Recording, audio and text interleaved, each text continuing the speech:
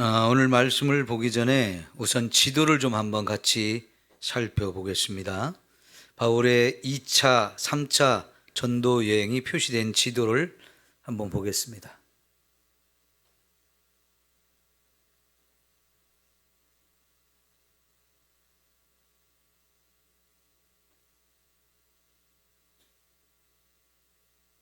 네. 이 지도를 보시면 불 좀 꺼주세요. 바울이 2차 지금 선교 여행 중이거든요.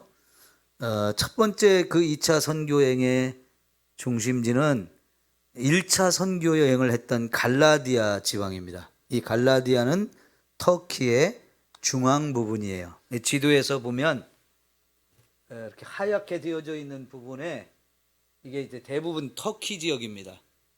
터키 지역인데 이고니온, 더베, 이고니온, 루스드라, 시디아, 안디옥 여기가 1차 선교했던 지역인데 이미 교회가 여기에 많이 서 있잖아요.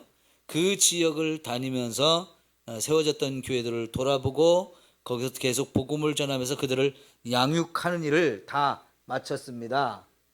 그리고 이게 지금 화살표가 가는 곳이 보면 지금 이쪽이 서쪽이고요. 이쪽이 동쪽이에요. 그러면 지금 화살표가 서쪽으로 가고 있죠. 근데 서쪽으로 곧바로 가는 게 아니고 서쪽으로 곧바로 가게 되면 이 지도상에 보면 에베소라고 하는 곳이 나오게 되고 그 위쪽에 소아시아라고 써 있는 부분이 나와요. 에베소는 도시 이름이고요. 소아시아는 어떤 그 넓은 그 지역의 이름인데 이쪽 지역의 그 당시 이름이 소아시아인데 여기서 동쪽으로 계속 우리나라까지 일본까지가 다 아시아예요. 아시아. 아시아라고 하는 이름이 여기에서 나왔고요.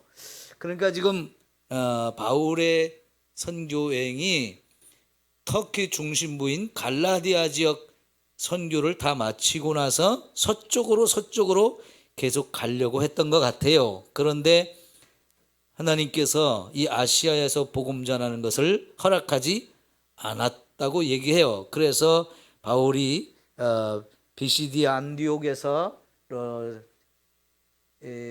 저쪽 위쪽 그러니까 서북쪽이죠. 그냥 서쪽이 아니고 서북쪽 그러니까 약간 45도 이렇게 방향으로 위쪽으로 올라가는 그런 길을 선택해서 가게 되고 거기서 완전히 방향을 동쪽으로 틀어서 비시디아 쪽으로 비두니아 쪽으로 가려고 그러는데 터키의 완전 북쪽 끝부분입니다. 북쪽 끝부분인데 그러니까 지금 화살표가 45도 방향으로 서북쪽으로 쭉 올라갔다가 거기서 방향을 동쪽으로 꺾어서 계속 가려고 했던 것이 바울이 머릿속으로 계획했던 길인데 하나님이 그것도 허락하지 않으셨다고 그랬어요.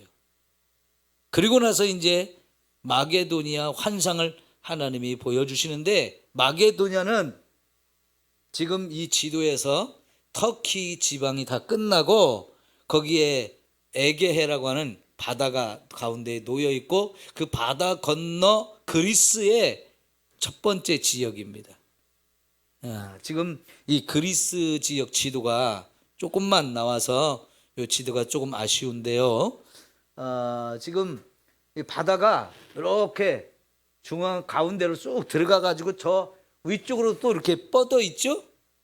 그 이제 가운데 이렇게 있는 바다를 에게해라고 말하고요. 거기서 두 대륙 사이에 쭉 좁은 길을 통해서 저 안쪽으로 지금 일부만 조금 나와 있는데 여기가 흑해라고 하는 또 큰 바다가 있어요. 그래서 이쪽 터키 지역 그리고 저쪽에 그리스 지역인데 이 바다를 중심으로 해서 아시아 그리고 유럽 이렇게 두 개의 큰 대륙으로 갈라지는 분기점입니다. 지금 여기 오늘 우리가 읽은 말씀에서 하나님께서는 마게도냐 사람이 환상 가운데 나타나서 건너와서 우리를 도우라고 하는 이런 소리를 바울에게 보여주고 들려주게 되어져요. 그래서 결국은 바울 일행이 가고자 했던 길들을 다 포기하고 이 환상을 통해서 보여준 대로 유럽으로 건너가서 거기서 복음을 전하게 되어집니다. 자, 이제 이 내용들을 우리가 한번 더 살펴보겠는데요. 지금 마이크가 정상적으로 나오는 거예요? 제 귀에는 좀 전과 다르게 들리는데 조정 좀 해주세요. 자, 여러분, 바울 일행이 선교를 하면서 어디로 가서 누구에게 어떻게 복음을 전할까? 이거는 항상 생각하는 거예요.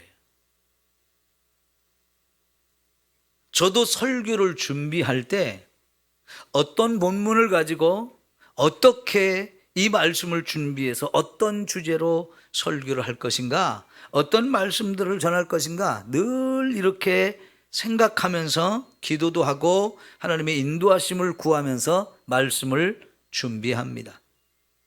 더구나 오늘 이곳에서 복음을 전하고 또 이곳을 떠나서 내일은 어디로 갈까, 누구를 만날까, 어떻게 복음을 전할까, 이것은 항상 이 선교사들에게 늘 기도하는 것이었을 텐데, 그럴 때마다 간절히 구하는 것은 하나님께 묻는 거예요. 하나님, 어디로 갈까요? 하나님이 또 예비하신 그 영혼은 누구일까요? 누구를 만나게 하시겠습니까? 저는 또 그 사람들에게 어떻게 복음을 전할까요? 늘 이것을 묻고 하나님께 구했을 겁니다.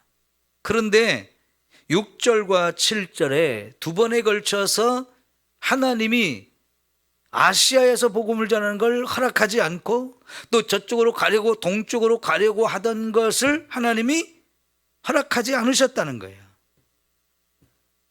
하나님이 어떻게 이걸 막고 어떻게 못하게 하고 어떻게 허락하지 않았는지는 잘 모르겠어요. 설명이 구체적으로 안 나오기 때문에.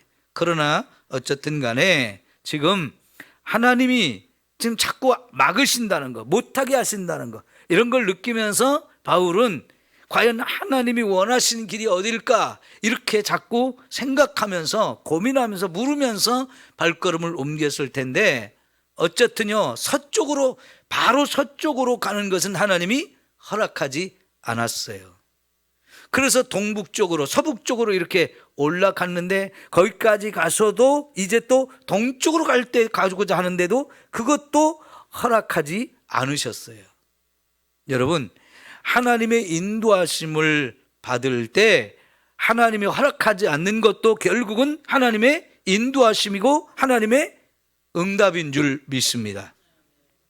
우리가 하나님의 인도하심을 구하면서 갈 때 이렇게도 해보고 저렇게도 해보고 다양한 방식으로 하나님의 인도하심을 구하는데 때로는 그 인도하심을 못 받을 때가 있어요. 그것도 하나님의 인도하심이라는 거예요. 이게 하나님의 인도하시는 길이겠다 하고 발길을 내딛어서 했는데 허락하지 않아요. 그것도 기도의 응답이라는 얘기예요. 그러면 여러분, 내 뜻과 하나님의 뜻이 달라질 때는 어떻게 됩니까?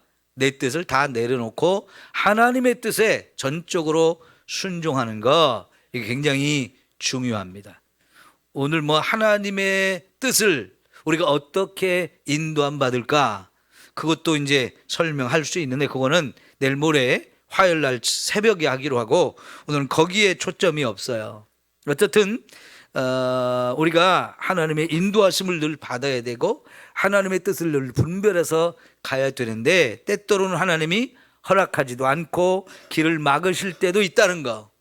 그런 때 내 뜻대로 자꾸 고집을 부리면서 나가는 것이 아니라 하나님이 허락하시는 것만큼 가는 거예요. 가다가 멈춰야 될 때는 멈춰야 되지 않겠어요? 여러분, 우리가 이렇게 길이 포장이 잘 된 이런 도로에서는 80km가 돼도 100km가 돼도 쌩쌩 신나게 잘 달릴 수 있어요. 근데 그 100km의 속도를 가지고 포장하지 않은 곳으로 가면 어떻게 됐습니까? 그런 심각한 상황이 돼버리죠. 포장도 안 한 길을 100km로 달린다? 그러면 아주 위험해집니다. 그러니까 속도를 줄여야 될 때는 줄여야 되는 것이고요. 속도를 내도 좋을 때는 내도 되는 거고, 또 가야 될 때는 가야 되지만 멈춰야 될 때도 또 있어요. 그럼 멈춰야 되는 거예요. 우리가 하나님의 인도하심, 하나님의 뜻, 이런 것들을 민감하게 하나님께 물으면서 성령의 인도하심을 따라가는 거 너무너무 중요한데요. 자, 그래서 바울이 굉장히 고민을 했을 거예요. 어디로 가야 될 것인가? 누구한테 갈 것인가? 이게 이제 계속 고민거리며, 그래서 계속 기도를 하면서 그의 발걸음이 어디까지 갔느냐? 무시아라고 하는 곳으로 갔다고 그러는데, 이 무시아가 이제 바로 여러분 터키의 제일 서쪽 이제 바닷가 중에 한 곳이에요. 물론 서쪽에 바닷가가 굉장히 길기 때문에 막 여러 도시가 있지만 그 중에 계속 서북쪽으로 가서 이제 바닷가에 있는 이 도시까지 왔어요. 자, 거기서 하나님이 환상을 보게 하셨어요. 특별히 여러분, 환상은 이때 당시에 하나님의 뜻을 정확하게 가르쳐주는 하나의 방법이었습니다. 예를 들면 베드로가 이방인 고넬료에게 복음을 전하러 가기 전에 하나님께서 환상을 보여주시면서 그 환상의 뜻이 무엇인지를 가르쳐주고, 이제 그 뜻을 깨달았을 때쯤 또 고넬료가 보낸 사람들이 와서 베드로를 찾잖아요. 하나님께서 그 사람들을 따라가라고, 내가 보냈으니까 따라가라고 그러면서 그 전에 보여준 환상이 부정한 짐승을 쌓은 보자기가 하늘에서 내려와 가지고 잡아먹으라는 거였잖아요. 이렇게 환상을 통해서 하나님이 베드로에게 미리 알아야 될 것을 알게 하시고, 그 환상을 통해서 이제 하나님의 뜻을 깨닫게 하시고, 그래서 길을 인도하시는 것을 볼 수 있어요. 지금도 하나님께서 바울에게 지금 중요한 환상을 보여주고 계신데, 제대로 몇 번 보지 못했을 거예요. 마게도냐 사람이 이 환상 가운데 나타나서 막 건너와 가지고 우리를 좀 도와달라고 하는 이 환상을 보게 되거든요. 그러니까 이 환상은 이 바울의 선교 여정에서 굉장히 중요한 역할을 했는데, 이게 나중에 시간이 좀 더 지나서 보게 되면 교회 역사를 연구하는 사람들이 표현한 바에 의하면 이거는 세계 역사를 결정하는 중요한 환상이었다라고 얘기를 합니다. 무슨 얘기냐면요, 이때 하나님께서 아시아에서는 더 이상 복음을 전하지 못하게 하고 유럽으로 건너가서 복음을 전하게 하셨는데, 이때부터 하나님이 원하시는 것은 복음이 계속 서쪽으로 계속해서 퍼져나가게 하셨어요. 그리고 여러분, 이 복음이 들어가는 곳마다 그 지역에 놀라운 변화가 일어나서 정말 세계 역사의 판도를 바꿔놓았다는 얘기죠. 만일 이때 하나님께서 이 바울의 일행을 동쪽으로, 바울이 가고자 하던 대로 그냥 허락하셔가지고 계속 동쪽으로 가게 했으면 세계 역사의 중심은 아시아가 되었을 거예요. 그런데 여러분, 복음이 유럽으로 건너간 이후에 이제 복음의 역사는, 이 세계의 역사는 유럽이 주도를 했잖아요. 그러다 그 유럽의 사람들이 미국으로 또 대서양을 건너 미국으로 가면서 미국이 이제 또 역사의 중요한 중심 역할을 지금 한 몇백 년 하고 있어요. 그리고 그 미국으로부터 이제 복음이 우리나라에 와서 이제 우리나라를 완전히 바꿔놓고 엄청난 변화가 일어났죠. 그리고 우리로 하여금 계속해서 또 복음을 전하게 하는데, 우리 입장에서 보면 여러분, 대부분 선교사들이 또 서쪽으로 많이 가는 거예요. 그러니까 전 세계가 이렇게 둥글게 되어 있는데, 이 둥글게 된 지구에 저 이스라엘 땅에서 시작된 이 복음의 역사가 계속해서 서쪽으로 계속 흘러갔어요. 그리고 그 복음이 흘러가는 지역마다 완전히 엄청난 은혜가 그 속에 임하게 되고 복이 임하게 되어져서 그 사람들이 전 세계 역사를 주도하는 큰 역할을 감당하는 걸 볼 수 있습니다. 여러분, 신명기 28장에 보면 신명기 앞에서부터 계속 하나님 말씀대로 살라 하는 걸 굉장히 강조하잖아요. 이게 너희가 살 길이고 네가 하나님 백성으로서 이제 가나안 땅에 들어가게 되면 이 말씀대로 사는 거 너무너무 중요하니까 꼭 말씀대로 살아라, 이걸 엄청나게 강조하고 나서 28장에서 뭐라고 말씀했습니까? 이 말씀대로 살면 어떻게 한다? 복을 준다. 근데 말씀대로 안 살면 저주한다, 이런 말씀이었어요. 근데 그 말씀 그대로 복음이 들어가서 말씀을 붙들고 말씀대로 산 나라에는 어김없이 하나님께서 복을 주셨어요. 우리나라도 이 복음이 들어오기 전까지는 세계에서 가장 못 사는 나라 중에 하나였어요. 그 가난함이 정말 심했어요. 오랜 역사를 가지고 있었지만 우리는 이 땅에서 부유함을 누려보지 못하고 살았어요. 정말 가난하게 몇천 년을 살았어요. 그런데 여러분, 복음이 이 땅에 들어오면서부터 서서히 변화가 일어나면서 이 복음으로 인해서 우리 민족이 여기에 희망을 걸었어요. 그런데 정말 하나님께서 이 복음이 계속 우리나라가 확장되면서 더 많은 사람들이 예수를 믿게 되어질 때 하나님이 엄청난 축복을 부어주셔서 지금 우리나라가 전 세계 10위권 안에 드는 그런 경제 대국이 된 거 여러분 아시죠? 여러분, 이런 일이 우리에게 있으리라고 언제 생각해 봤겠습니까? 막 새마을운동 한참 시작할 때 70년대 새마을운동 노래가 뭐였어요? 잘 살아보세요 했잖아요. 아니요, 새마을운동 노래는 그게 아니에요. 새벽종이 울렸네, 새아침이 밝았네. 근데 그 새벽종이 누가 치는 종소리예요? 교회가 치는 종소리였잖아요. 절에서도 종을 치기는 했지만 그 종소리는 저 산속 깊은 곳에서 치기 때문에 일반 백성들한테는 안 들리는 소리였어요.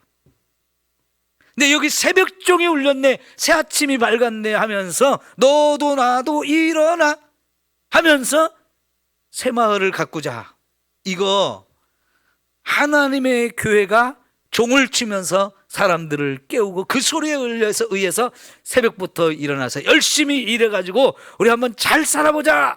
이제 잘 살아보자는 그때 유행가인데 너무너무 유행했죠. 왜요? 잘 살아보고 싶은 마음이 너무 강하니까. 잘 살아보지 못했거든요. 그런데 그렇게 새마을운동을 하고 경제개발 계획을 세워가지고 막 수출을 격려하고 할 때 여러분, 하나님이 이 나라에 축복을 부어주시면서 그때부터 잘 사는 나라가 되어졌죠. 맞죠? 이게 복음이 그렇게 놀라운 변화를 이 땅에 주셨는데 이거는 신명기 28장의 말씀 그대로 이루어진 거예요. 우리가 하나님의 이 복음이 들어와서 하나님을 믿는 나라가 되어지기 전까지는 저주 속에서 살았어요. 그러다가 정말 많은 사람들이, 우리 국민의 많은 사람들이 하나님을 믿게 되면서 하나님이 축복하셨기 때문에 이런 복을 누린 건데, 여러분, 우리나라 같이 이렇게 단기간에 성장해가지고 세계적인 이런 경제 대국이 된 나라는 지구상 우리나라가 유일해요. 우리나라가 유일해요. 그 전 세계 사람들이 깜짝 놀랄 만한 일을 하나님이 이 땅에 이루어 주신 거죠. 근데 그게 바로 다 복음이 들어옴으로 인해서 하나님 말씀대로 축복한 건데, 세계 역사를 그리고 전 세계 지도를 펼쳐놓고 봤을 때 지금도 잘 사는 나라, 못 사는 나라 다 우리가 구분할 수 있는데요, 여전히 복음이 왕성한 나라들이 잘 살고 있어요. 하나님이 축복하셔서 그런데, 그러니까요, 이런 눈으로 지금 이 마게도냐 환상을 보게 한 이때 상황이 역사학자들이 볼 때 너무나 깜짝 놀라는 거예요. 그러니까 이때 바울이 마게도냐 환상을 보고 그래서 아시아의 복음을 전하는 걸 포기하고 그 다음에 유럽으로 건너가서 복음을 전하는 과정 속에서 이제 유럽이 복음화가 이때부터 서서히 일어나기 시작하면서 복음이 유럽으로 계속 퍼져나가면서 유럽이 굉장히 강력한 나라들이 되어지는 것을 우리가 볼 수 있잖아요. 그래서 역사의 판도가 바뀌어졌다는 거죠. 그러면 여러분 한번 생각해 보세요. 왜 하나님은 바울이 동쪽으로 가면서 복음을 전하게 하던 걸 허락하지 않고 서쪽으로 가게 하셨을까? 이거는 참 우리가 아직 정확하게 그 하나님의 뜻을 알지 못합니다. 천국에 가서 하나님께 물어봐야 돼요. 그런데 몇 가지 생각해 볼 것은 있는데요. 첫째는 여러분 바울이 이제 두 번째 선교 여행이잖아요. 이 두 번째 선교 여행으로 끝날 게 아니고 앞으로도 계속해서 선교를 하게 될 건데 세 번째 선교 여행도 보면 그 과정이 1차, 2차 선교했던 이 터키 지역을 쭉 돌아보면서 선교를 시작해요. 그러니까 그 다음에도 얼마든지 바울이 여기 와서 복음을 전할 수 있는 지역인 거죠. 바울은 비록 터키의 동남부 저쪽 끝에서 태어났고 거기서 자랐지만 이 터키 전체가 바울에게는 익숙한 곳이에요. 바울은 얼마든지 이 터키 전역 어디든지 가서 복음을 전할 기회는 있단 말이에요. 그러니까 하나님께서 여기는 나중에 또 올 기회가 있으니까 유럽으로 가라 해서 그의 발걸음을 유럽으로 가게 하셨을 수도 있고요. 또 이미 이 갈라디아 지역이 터키의 중심부잖아요. 거기서 복음을 전해서 거기에 교회들이 세워졌단 말이에요. 그러면 바울이 떠나간 다음에 이 갈라디아 지방에 있는 교회들이 자기들만 교회를 키우는 것이 아니고 터키의 다른 주변 지역으로 계속 복음을 전하기를 원했을 수도 있어요. 그래야 그 지역에 있는 교회도 더 활발해지고 더 힘을 낼 수 있고 더 하나님의 뜻을 이루는 데 같이 동참할 수 있기 때문에 이 갈라디아 지방의 교회들이 다른 주변 지역으로 열심히 복음을 전할 수 있는 기회를 하나님이 열어주셨을 수도 있는 거지요. 그러니까 여러분 나중에 터키 지역이 굉장히 강력한 복음화가 되어지는데 지금 전 세계에서 터키 지역에 가장 많이 성지순례를 가는 곳이 어디냐면 아까 지도에서 제가 말씀드리지 않았던 터키의 동북쪽이에요. 동북쪽. 이 동북쪽에 있는 것이 갑바도기아라고 하는 유명한 지역이 있는데 여기가 전 세계 성지순례 중에 가장 유명한 곳 중에 하나예요. 그 갑바도기아 여러분이 아마 TV에서도 많이 소개가 된 지역인데요. 바위 모양이 막 깎여가지고 이상하게 버섯 모양으로 이렇게 되어져 있는 그런 바위들 나오는 지역 있죠. 거기가 왜 유명하냐면 경치도 참 특이하지만 과거에 로마가 기독교를 박해할 때에 기독교인들이 거기로 많이 피난을 가서 그 깊은 산 속에 바위에 굴을 파가지고 그 조그만 굴 속에 숨어서 신앙생활을 아주 열심히 했던 곳이거든요. 그곳에 가면 곳곳에 그런 동굴이 옛날 교회가 굉장히 많이 있고요. 또 그 중에는 그 이상하게 생긴 바위 모양 생긴 그런 데는 산악 지역인데 거기를 조금 나오면 이제 또 넓은 평지가 밭이 이제 펼쳐지거든요. 근데 그 밭 가운데 또 관광지가 유명한 관광지가 있는데 카타곰이라고 하는 지하 동굴 묘소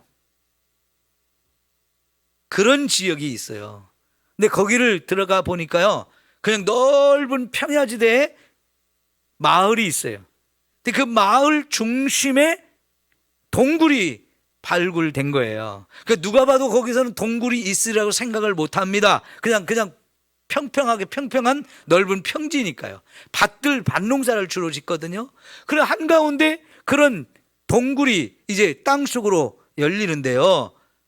그게 이제 자연적으로 판 동굴인 거예요. 사람이 자연적으로 만들어진 동굴이 아니고 사람이 다 일일이 손으로 파서 만든 동굴인데 처음에는 거기다가 사람의 시신을 매장하려고 만든 그냥 동굴 묘소일 수 있는데, 나중에 이제 기독교 박해가 엄청 심해지니까 그 동굴 속으로 숨어 들어가지고 동굴을 계속 파고 해가지고 얼만큼 그 동굴이 넓으냐면요, 그 동굴 속에 18층 아파트가 들어설 만큼 동굴이 이렇게 들어가서 이렇게 평평하게 파고 들어가야 되잖아요. 근데 또 밑으로 파고 들어가고 또 밑으로 파고 들어가고, 이게 18층이라는 거예요, 땅 속으로.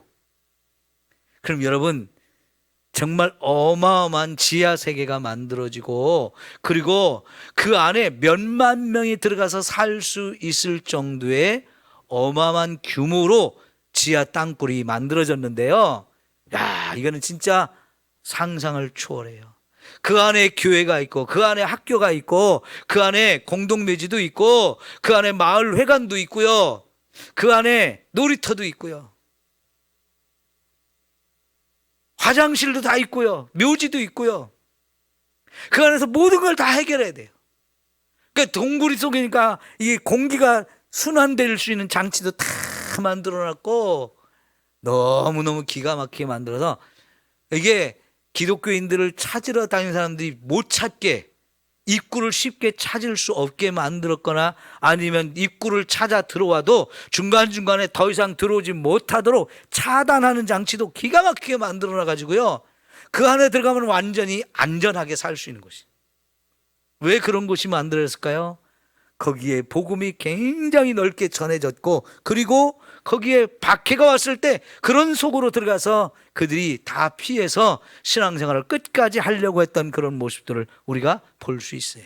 근데 거기는 바울 일행이 선교를 한 지역이 아니에요.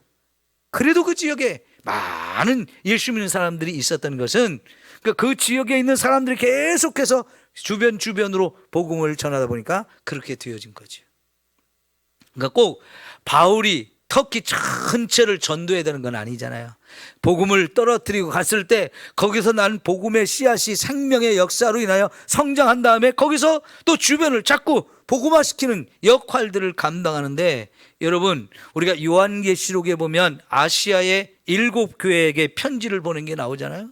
근데 사실은 거기에 이 에베소라고 하는 지역의 복음이 떨어지게 되고, 그 에베소에서 주변의 지역에 복음을 전해서 7개 교회가 이렇게 큰 교회들이 세워진 거예요.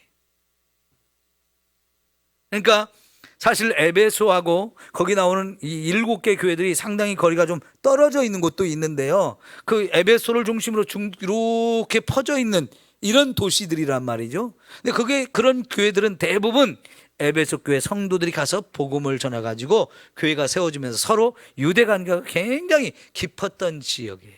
이런 식으로 그 지역의, 주변 지역에 복음을 전하게 하는 것, 이게 선교의 중요한 원리고 하나님도 그렇게 하신다. 그러니까 바울이 굳이 다 가서 일일이 복음을 전하지 않아도 되는데요, 하나님은 그 지역 사람들 복음화시키는 일을 그 지역 사람들에게 맡겼다고 볼 수 있어요. 여러분, 그때 하나님께서 복음의 방향을 동쪽으로 틀었으면 어떻게 됐을까요? 이 아시아가 유럽처럼 변하지 않았을까요? 지금 전 세계에서 아시아의 인구가 가장 많이 살아요. 옛날도 그랬고 지금도 그랬고. 여러분, 중국하고 인도만 해도 25억이 거의 됩니다. 25억이 아마 넘을 수도 있어요. 거기다가 인도네시아까지 하면 이제 인도네시아도 2억이 넘거든요. 우리 동쪽에, 아시아의 제일 동쪽에는 한국과 일본까지 하면 이 아시아의 인구는 전 세계에서 거의 60%가 넘어요.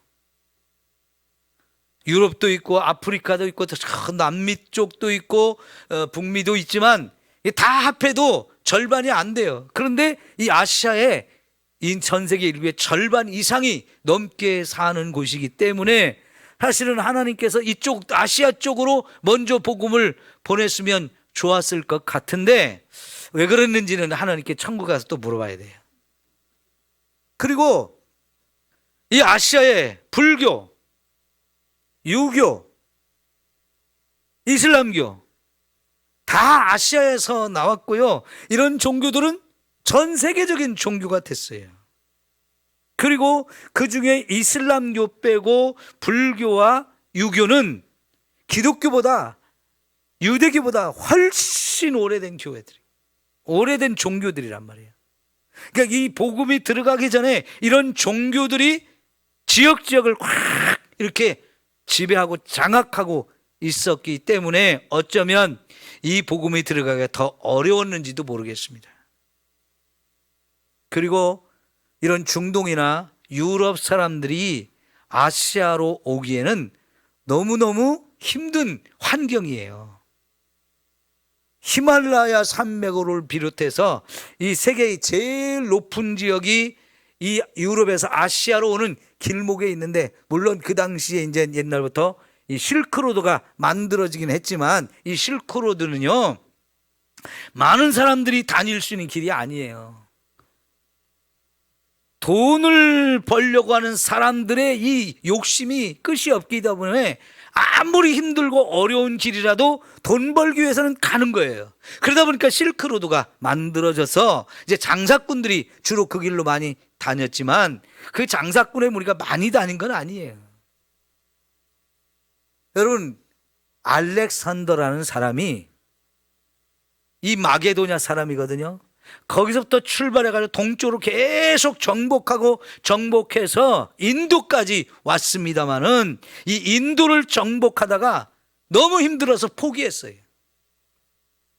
옛날이나 지금이나 인도는 환경이 정말 어려운 지역입니다. 덥기도 하고 습하기도 하고 질병도 많고 여러 가지 온갖 짐승이라든가 벌레, 곤충 이런 것들도 너무나 많기 때문에 유럽 사람들이 이 아시아를 오면서 좀 북쪽으로 가면 히말라야 산맥이나 높은 고원이 가로막고 있죠. 인도 쪽도 올라면 아프가니스탄, 파키스탄, 이란 이 지역의 산맥을, 거기도 거친 산맥을 굉장히 오랜 시간을 거쳐 넘어야 되는데 넘어가지고 인도로 와보니까 이 환경이 너무 어려운 거예요.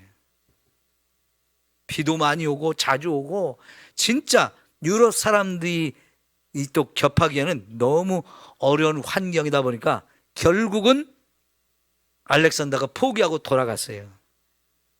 나중에 도마라고 하는 예수님의 제자가 인도까지 와서, 그것도 인도의 가장 남쪽 첸나이 부근 거기까지 와서 복음을 전해서, 지금도 인도가 힌두교가 가장 강한 나라이지만 인도 첸나이 남쪽 부분은요 기독교 복음이 굉장히 융성하고 발전되어 있습니다. 기독교인들이 훨씬 더 많아요. 그게 도마가 거기까지 와서 복음을 전해서 그랬다고 하는데 많은 기록이 없기 때문에 우리가 정확하게는 모릅니다만은 그 지역 사람들은 옛날에 도마가 거기 와서 복음을 전했고 우리가 그래서 그때부터 예수를 믿는다, 그 자부심이 굉장한데 기록이 좀 없어서 그걸 우리가 정확하게 모르는 거예요. 근데 하여튼 하나님은요 동쪽으로 복음의 방향을 정하지 않고 서쪽으로 정했고, 그리고 이 마지막 세상의 마지막 시대가 가까워지고 있는 이때에 하나님이 우리나라를 복음화시키고 우리나라를 통해서 지금 전 세계에 많은 선교사들을 보내고 있는데 하나님도 이것을 처음부터 계획한 것이 아닐까 생각합니다. 이 아시아의 수많은 나라 가운데 가장 작은 나라 중에 하나인데 여기에 복음을 이렇게 강력하게 허락하시고 정말 많은 사람이 구원을 받게 하시고 이제 마지막 시대에 복음 전하는 일을 귀하게 아름답게 써주신다는 거, 이걸 엄청난 축복이고 은혜인 줄 믿습니다. 그것도 지금 우리가 살고 있는 이 시대에 이런 기회를 하나님이 주셨다는 거 얼마나 감사해요. 그러죠? 그러면 이 기회가 계속 주어지는 건 아니라고요. 우리가 선교 역사를 보면 유럽의 영국이나 많은 나라들이 선교사들을 막 보내면서 강력한 선교 운동이 일어났는데, 여러분 그 영향으로 우리나라도 복음을 선교사들이 보내주셔서 이제 복음을 받았는데, 지금은 유럽의 그런 선교 활동을 활발하게 하던 나라들이 선교가 엄청 식어졌어요. 그들 교회들마저도 다 이렇게 약해졌어요. 지금 미국과 우리 한국이 가장 선교사를 많이 보내고 활발하게 선교 일을 하는데, 여러분 선교사들이 그냥 갑니까? 뒤에서 후원해 주지 않으면, 뒷받침해 주지 않으면 선교를 할 수가 없는데, 지금 한국에 많은 교회들이 열심히 선교를 하잖아요. 우리 교회도 그런 일을 같이 할 수 있게, 이게 동참할 수 있게 되었고, 지금 우리 시대에 그런 기회가 주어졌다는 거, 이거는 정말 큰 은혜요, 축복인 줄 믿습니다. 그러면 언제까지 하나님 우리에게 이걸 허락할지 모른단 말이에요. 그러니까 이거는 기회가 주어졌을 때 최선을 다해서 해야 돼요. 물론 쉬운 일은 아닙니다. 쉬운 일은 아니지만 그래도 할 수 있다는 거, 이런 하나님의 일에 저와 여러분을 써주신다는 거, 그런 기회를 주셨다는 거, 너무너무 감사한 일이기 때문에 우리 할 수 있는 한 최선을 다해서 선교에 동참하고 그 일을 같이 이루어가는 저와 여러분 되어야 할 줄 믿습니다. 여러분, 하나님은요, 환상을 보여주시고 그 환상을 본 사람들이 거기에 온전히 헌신해서 이렇게 놀라운 하나님의 뜻을 이루어 가십니다. 특별히 우리가 사도행전 2장에 우리 한번 확인해 봅시다. 사도행전 2장.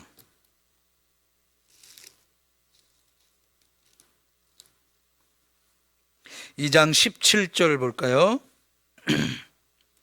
16절부터 보겠습니다. 이는 곧 선지자 요엘을 통하여 말씀하신 것이니 일러스되 하나님이 말씀하시기를 말세에 내가 내 영을 모든 육체에 부어줄 것이다.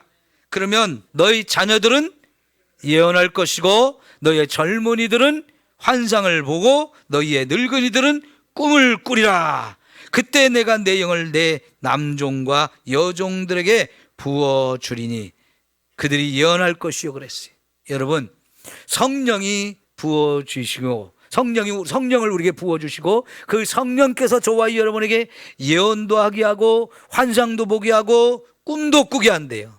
이게 다 예언, 꿈, 환상, 이게 다 사실은 각각 다른 단어로 표현됐지만 사실은 한 가지 의미일 수도 있어요. 뭔가 하나님이 보게 하시고 듣게 하시고 말하게 하시는데 하나님의 계획과 뜻을 말하는 거예요. 자기들의 생각을 말하는 게 아니고 하나님이 주신 말씀을 선포하고 그 말씀에 따라서 뭔가 하나님이 보여주신 것이 있고 그걸 꿈꾸게 하는 거지요. 여러분, 하나님께서는 그런 하나님의 계획과 뜻을 저와 여러분에게 다양한 방법으로 가르쳐 주기를 원하시고요. 그렇게 가르쳐 주는 이유가 뭐겠어요? 내가 원하는 이 일을 너희가 해라 하고 하나님께서 저와 여러분에게 그런 걸 보여주고 들려주고 말하게 하시는 거예요. 여러분, 그러면 우리가 이런 하나님의 뜻을 깨닫게 되면 우리는 어떻게 되나요?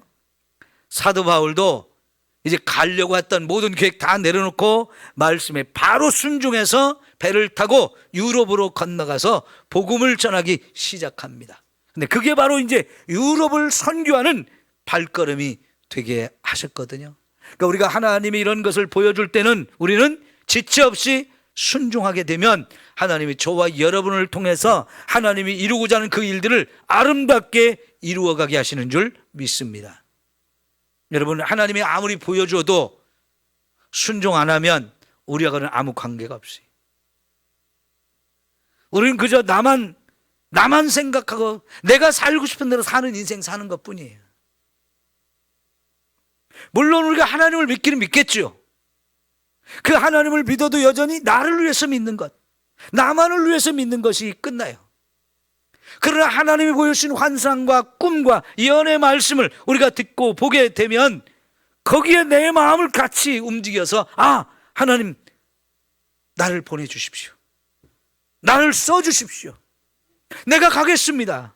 이럴 때 하나님께서 그 사람들을 통해서 하나님이 계획하신 일들을 다 이루신다는 말이죠. 여러분, 저와 여러분 또 우리 삼성교회가 이런 교회가 되고 이런 하나님의 일꾼들이 되기를 축원합니다. 하나님이 그런 사람들을 통해서 하나님의 뜻을 이루어 가는 거예요. 여러분, 아프리카의 최고의 선교사가 리빙스턴이었거든요. 근데 그 리빙스턴도 중국의 선교사들이 많이 가는 걸 보면서 나도 저기 중국에 가서 선교하고 싶다, 그런 생각을 처음에 가졌던 사람이에요. 그런데 하나님은 그를 중국으로 가는 걸 허락하지 않고 아프리카로 보냈는데요, 아프리카는 생각지도 않았던 곳이에요. 그런데 이 리빙스턴은 아프리카로 가면서 아프리카 대륙 전체를 복음화시키는데 엄청난 일꾼으로 쓰임 받았어요. 여러분, 아프리카 대륙이 얼마나 큽니까? 그리고 그 지역이 얼마나 참 복잡하고 또 어려운 환경입니까? 근데 그 한 사람이 목숨 걸고 하나님 주신 비전을 따라 거기에 갔을 때 아프리카의 엄청난 복음의 역사를 이룰 수 있었어요. 그 뒤를 따라 수많은 사람들이 선교사로 가고요, 수많은 사람들이 거기에서 복음을 전하면서 아프리카에도 많은 영혼을 구원하게 하셨거든요. 중국 선교에 또 제일 유명하신 분이 누굽니까? 그 허드슨 테일러인가요? 뭐 이런 사람들은요 진짜 어마어마한 일들을 이뤘어요. 처음에는 혼자 가는 발걸음이었습니다. 너무너무 힘들고 고생을 많이 했어요. 특히 그분의 선교 방법은 페이스 미션이라고 해가지고 믿음으로 하는 선교 방법인데요, 그 방법은 지금도 그 방법대로 선교하는 그런 선교사들이 있는데요, 남들이 봤을 때는 이해가 안 가는 방법이에요. 뭐냐면요, 돈이 필요해요. 그러면 나를 파송한 교회가 있다고 하면 그 교회에 연락을 해서 지금 이러이러한 일로 돈이 필요합니다, 돈 좀 보내주세요. 보통은 이렇게 하거든요. 근데 그 페이스 미션이라는 것은 그런 방법을 취하지 않고요, 그냥 믿음으로 하나님께만 구하는 거예요. 하나님, 여기 돈이 필요합니다, 돈 주세요. 먹을 것 떨어졌습니다, 돈 주세요. 병이 들었습니다, 치료해야 되는데 약 주세요. 의사 보내주세요. 그냥 하나님께만 기도하는 거예요. 사람들한테 의지하지 않고 사람에게 요청하고 도움을 구하는 게 아니고요, 여러분, 하나님께만 기도하는 거예요. 근데 그런 방식으로 했는데도 하나님이 놀랍게 엄청난 은혜를 베풀어 주심으로 정말 중국에 많은 선교사를 하나님 보내시고 많은 영혼을 구원하게 하셨거든요. 한 사람이 이렇게 헌신하면 그렇게 되어지는 거예요. 여러분, 이 마게도냐 사람이 뭐라고 했습니까? 건너와서 우리를 어떻게 하라고요? 도와달라 그랬어요. 지금도 여러분 전 세계에서, 아니 내 주변에서부터 나에게 도움을 요청하는 손길들이 굉장히 많습니다. 요즘에는 우리 자녀들이 부모에게 도움을 요청하는 것이 굉장히 많은데 부모들이 자녀들이 도움을 요청하는 걸 못 알아듣고 그 도움을 못 주는 경우가 너무 많아서 비극이에요. 왜요? 부모들은 내 자식 공부 잘 시켜갖고 좋은 대학 보내고 좋은 직장 보내고자 하는 이 욕심이 너무 크다 보니까 계속 그것만 하는 거예요. 아빠가 출근해서 애가 일어나기 전에 출근했습니다, 하루 종일 열심히 일하고 집으로 돌아왔습니다. 집으로 와서 하는 말이 자식을 보면 공부했니? 이거부터 물어보거든요. 학원 갔다 왔어? 여러분, 애들은 그걸 원하는 게 아니잖아요. 이거는 부모가 원하는 거잖아요. 근데 부모가 원하는 길로 애를 자꾸 끌고 가다 보니까요, 애들은 미칠 지경이에요. 죽을 지경이에요. 그래서 우리 좀 도와달라고 아우성을 치는데 부모가 그걸 못 들어요. 그걸 모르고 자꾸 엉뚱한 방향으로 끌고 가려고 하니까 아이들은 부모의 그냥 도와달라고 요청하다가 이제 포기했어요. 그래서 우리나라 아이들이 스스로 생을 포기하는 일이 너무 많아요. 살면서도 좋은 대학에 가고 좋은 직장에 갔다 와서 행복하냐? 행복을 못 느껴요. 요즘 대기업에 아이들이 들어가도요, 평생 직장이라고 생각하지 않습니다. 한 2, 3년 다니다가 포기하는 애들이 너무나 많아요. 왜? 그렇게 살아보니까 행복하지 않거든요. 내가 이렇게 살려고 죽도록 공부를 했나? 하고 싶은 거 다 못하고 이렇게 좋은 대학에 가려고 그렇게 아둥바둥하며 살아왔나? 이게 질려버린 거예요. 못하겠다는 거예요. 부부 사이에도 서로 나 좀 도와달라고 아우성을 치는데 전혀 알아듣지 못하고 같이 살지만 남남이고 서로 고통과 아픔을 느끼면서 외롭게 슬프게 사는 부부가 지금 너무 많아요. 부자와 가난한 사람들 사이에서도 아우성이 많습니다. 대기업과 중소기업 사이에도 아우성이 많습니다. 건강한 자와 약한 자 사이에도, 와서 우리 좀 도와달라고 하는 소리를 세상은 지금 엄청나게 외치고 있는데요, 무관심한 사람들이 너무나 많은 거죠. 그걸 듣지 못하는 사람들이 너무나 많은 거죠. 하나님은 오늘 저와 여러분에게 도움을 요청하는 사람들의 소리를 들으라고 말씀하십니다. 그리고는 내가 가서 그를 도와주라고 말씀하십니다. 바울이 결국 유럽으로 가게 된 것은 정말 우리를 도와달라고 하는 그 부르짖음에 응답해서 간 거예요. 그게 하나님의 소리라고 듣고 간 거예요. 여러분, 그때 당시 이 터키 지역과 그리스 지역을 비교해 보면 그리스가 훨씬 잘 사는 나라입니다. 경제적으로, 정치적으로, 모든 문화적으로 모든 것이 다 좋은 나라인데, 거기 사람이 오히려 터키에 있는 사람한테 와서 우리를 좀 제발 도와달라고 요청한 것은 그런 경제적이고 정치적이고 문화적이고 사상적인 이런 문제가 아니고요, 영혼의 문제였어요. 하나님을 모르기 때문에 거기에 갈급함이 있는 거예요. 하나님을 모르기 때문에 죄악 속에 사는 그 고통과 아픔이 너무나 크단 말이에요.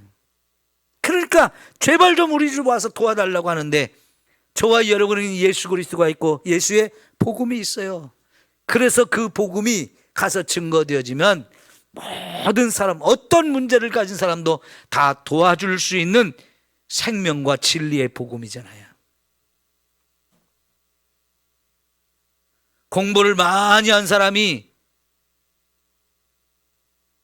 하나님을 안 믿는 사람은, 안 믿는 사람이라면 그 사람이 공부를 많이 했기 때문에 책은 엄청나게 많고 또 많이 읽었겠죠, 많이 연구했겠죠. 그러나 여러분, 그 서재에 성경책이 없으면 영원한 생명과 진리의 말씀이 없는 거잖아요.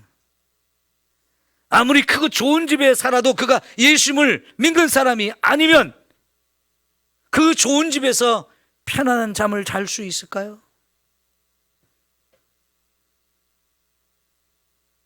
그 사람이 아무리 건강한 사람이라도요, 예수 그리스도가 없으면 마음은 불안함과 두려움과 염려가 가득 차 있을 수 있어요.